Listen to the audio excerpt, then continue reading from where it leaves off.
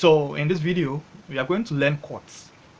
But before we zoom into chords, we are going to study what we call intervals, because I'll be using some of the terms in the construction of the chords, and to prevent you from being confused, that is why I need to explain what interval is. So when I talk of interval, it basically a difference in pitch between two sounds. Okay, so in a very simple term, it's just the distance between any two notes. Okay, any two notes. And the very simple, or the common what do you call it, interval that you would have is a semitone, which is the smallest interval that you would have. But there's another one which is much smaller than the semitone, and that is the microtone, which they have the name, or it has the naming scheme commas. Those ones are used to describe some discrepancies in the tuning system, which I wouldn't tackle, which I wouldn't go there. Okay, which I wouldn't go there. So when you talk of intervals, that's basically how I can define it. Okay, the difference in the pitch between two sounds, or the distance between two notes. And then an interval can be described as melodic or harmonic. Okay, so and we would have some of the instances as we move along the studies. Okay, all right. So intervals, as it implies, have some naming schemes. Okay, have some naming schemes. So the naming schemes describe two properties. The first property is the quality, and then the second one is the number. So with the quality, we can have perfect. We can also have major. We can have minor, and then we can also have augmented. I would explain all these things. And then we can also have diminished. Okay, and then with the number, we can have unison, we can have second, we can have third, we can have fourth, and so on and so forth. So we can combine two of these qualities to make a naming scheme, or to make a name. So we can combine the perfect, which is the quality, and then the fifth, which is the number. So we can have a perfect fifth. Okay, we can have that, or we can have a major third. Okay, a minor third. Okay, so we can combine the two properties to make a name. All right, so now let me explain what I mean by augmented, diminished. In the music concept, or in the music theory, most of the terms are very much related. Okay, though they have their different names, but the concept behind the concept behind that same. They are related. They are the same. Because for instance, I made mention of flat. So if I'm here and I move a step backward, it's flat. If I'm here and I move a step upward, it's sharp. Okay, so descending in pitch and then ascending in pitch. Okay, so flat from here to here is flat, from here to there is sharp. In the same way that I said a semitone can be one movement to the immediate what they call fret. So we have one here, and then so you move with just one step here. It's called what they call a semitone. So I can have a semitone forward and a semitone backward. So you see that the concepts are the same, but they have different names. Understand? So in the same way, when I talk of diminished means just a step backward. Okay, flat. Okay, a step backward, semitone backward, or flatten it. And then augmented means a step upward, or ascending in pitch, just a step. Okay, so this is augmented, and then this is diminished. Okay, augmented, diminished, augmented, diminished. So we would get to understand where we can apply the diminished concept to make what we call a diminished chord when it comes to the studies of chord. Okay, all right. So they are just related concepts. Okay, related. So I just want you to understand that when you say augmented, then it means that move that note up. When you say diminished, then you have to flat the note. Okay, you have to flat the note. But there are bigger picture, there are bigger concept behind this, which I would reveal to you or unfold to you as we move along the studies. All right.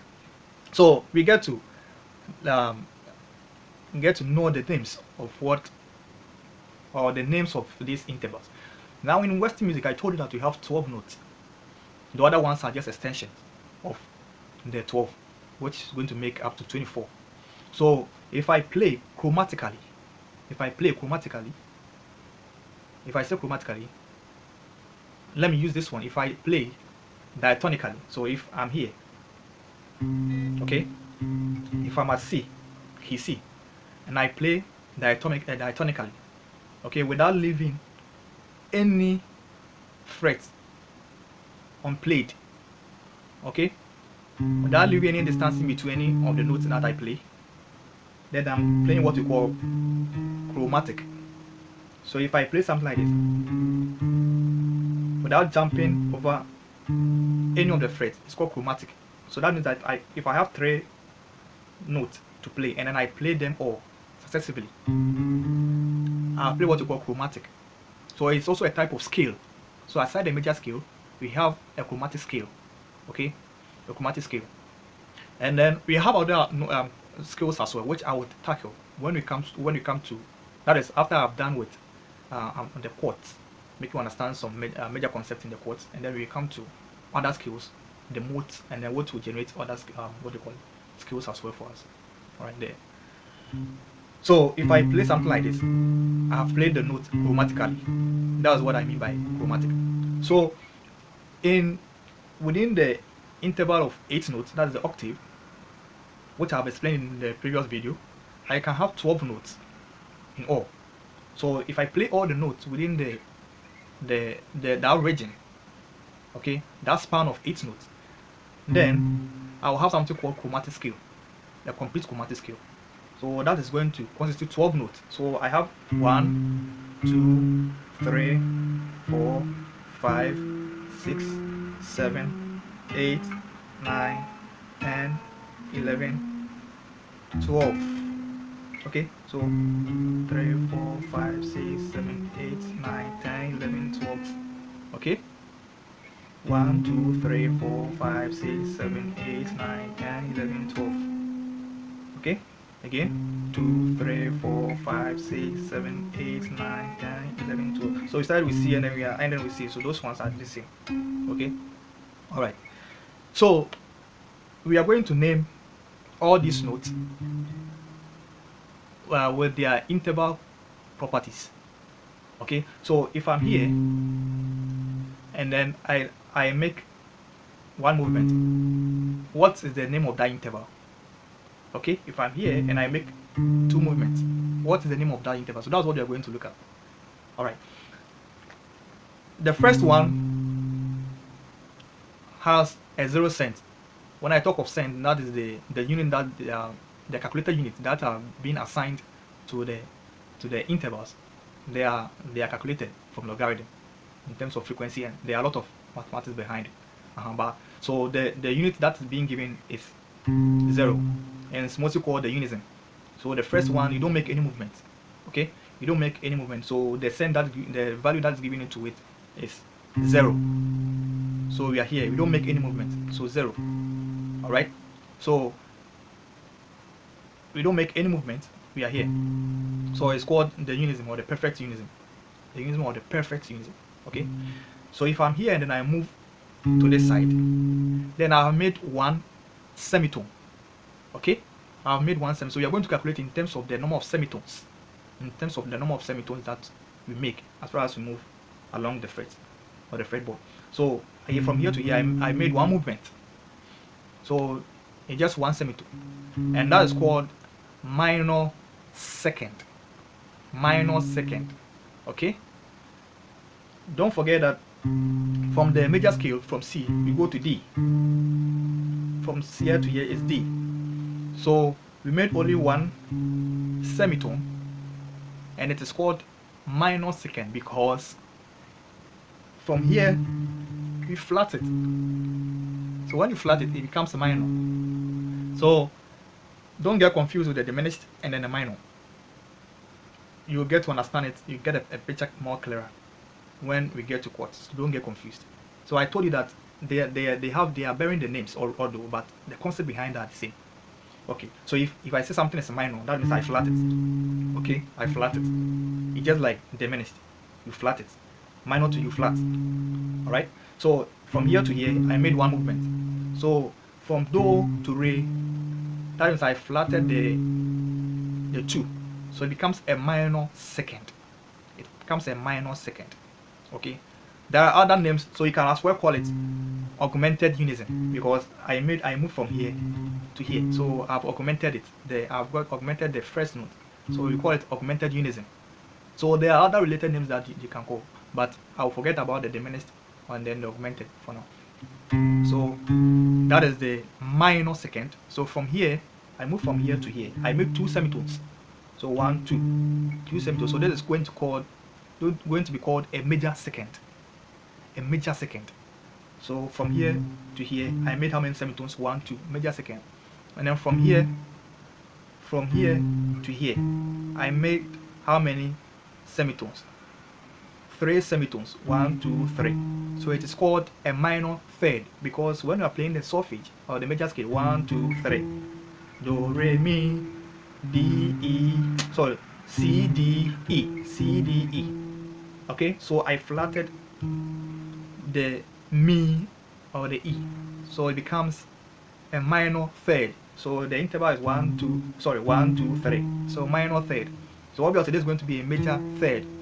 Okay, major third. So right beside the mi or the e is F, and that one there's nothing like so it's the name is called perfect fourth. Perfect fourth. Okay, so 1, 2, 3, 4. Perfect fourth. Where am I? So this is major third, and then this is the perfect fourth. Okay, perfect fourth. And then the next one is the so. The so is called the perfect fifth. Okay, perfect fifth. But you see that I left one note in between, and that is also called diminished fifth because from the so and then you flat it becomes diminished. So diminished it's called diminished fifth or augmented fourth because from the F you make a step upward. So diminished, you flat, augmented, you sharp. So diminished fifth or augmented fourth. Okay, and then from there you go to minor sixth. Okay, because you flat the sixth, so it becomes minor sixth, and then you go to the sixth, which becomes the major sixth. Okay, become the major sixth, and then you come to the minor seventh, major seventh, and then that is the perfect octave. Okay, the perfect octave. So this is the perfect unison. This is the minor second, major second, minor third, major third, perfect fourth, and then you come to diminished fifth or augmented fourth, and then you come to perfect fifth. That is diminished sixth or minor sixth. Okay, fine. It's also, we can call it diminished sixth. It's no problem. Minor sixth. Okay, and then you have your, this is the perfect sixth, the minor seventh. Sorry, this is major sixth. Sorry, this is major, not perfect. Major sixth. This is the minor seventh, and then you have the major seventh, and then the perfect octave. Alright, the perfect octave. Perfect octave. So you realize that you have the unison, which is the same as the perfect octave, and then we have the perfect fourth, and then we have perfect fifth. Okay, so you see that we have three perfect. So when we come to chords, we are going to consider those ones, and then give them major chords. I will explain it when you get to chords. Okay, so note that the fa and then the so, they were perfect, as well as the do. Okay, as well as the do, they were all perfect. So we had three perfect. Okay, we had three perfect, and then the rest did not have any perfect. And then you realize that we had um, major. So you could see that we had the unison, major third, major second, major third. Okay, perfect fourth, perfect fifth, major sixth, major seventh, and then perfect octave. So you could say that all of them are major, perfect, major, perfect. That's why we had the major scale. Okay, that's why we had a major scale, because there was nothing like a minor of this note. Okay, a minor of this note, and these notes are 8. Okay, they are actually, and the number is supposed to be 7, but the first and the last one are the same. So they mostly have the first one as 8. So within the span of 8 notes, that's where you have the octave. So this one and then that one, they are the same.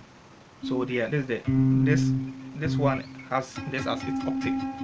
Okay, in the same way, this one has this one has its octave. Okay, the octave of this is also okay. Okay, this one, right?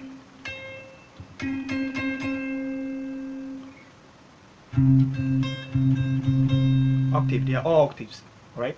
They are octave. They are octave.